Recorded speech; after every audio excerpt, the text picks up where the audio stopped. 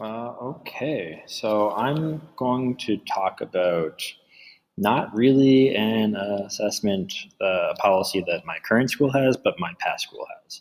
And the reason for that is that my current school is a fairly new school, and it isn't exactly. A lot of policies are still being made here, and my last school is like 50 years old, so it has a lot of policies that are constantly in flux.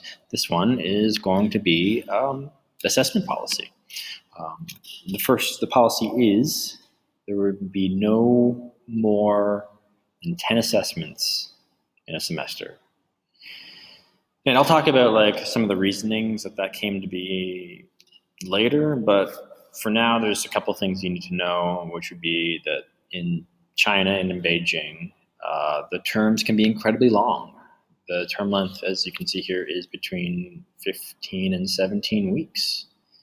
And that's less than one assessment a week. I'm not going to I'll reserve judgment until the end. Maybe you can kind of tell where I feel on this already.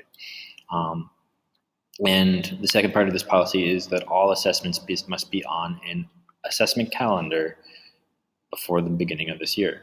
So the 10 assessments that you need to have, the 10 assessments that are going to be on the calendar. You need to know them and have them prepared by the end of the previous year, really, or at the beginning of the current year.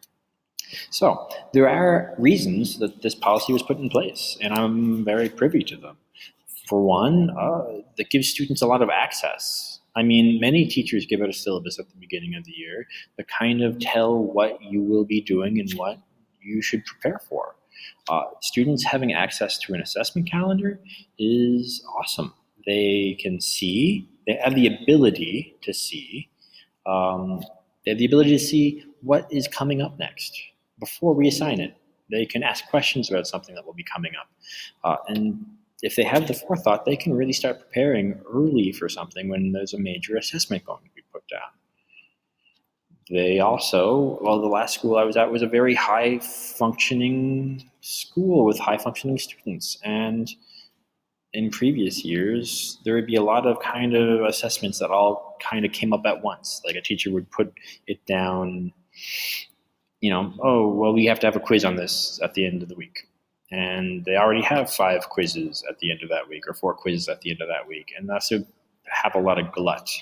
And thus, by having only 10 and having them already rearranged, you didn't have that anymore. You only had those assessments that are being graded. And those students that often were being overworked could relax a little more.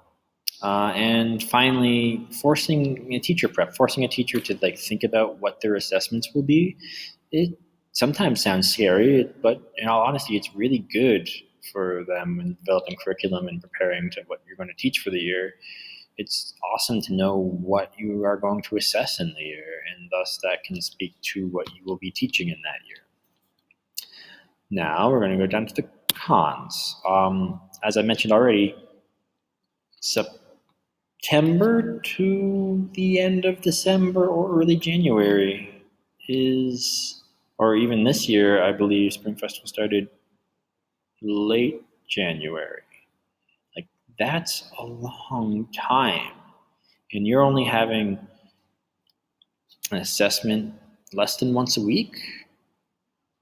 You're not testing the constant, like you could be testing, of course, but like if a lot of students I taught were very grade motivated. They were not intrinsically motivated. They were extrinsically motivated. They wanted that number. And if there wasn't a number going on that assessment, they weren't really going to put a lot of effort into it. And that leads to motivation. So you're having so few assessments and so few motivations. The curriculums would often demand more than what we had, and many teachers would just group assessments. They would have them be like these 5 tests are one assessment. So I think it has a lot of potential. Like the idea is good, but in the end, it wasn't really put too well. It wasn't accomplished well. Yeah, I ran out of time there.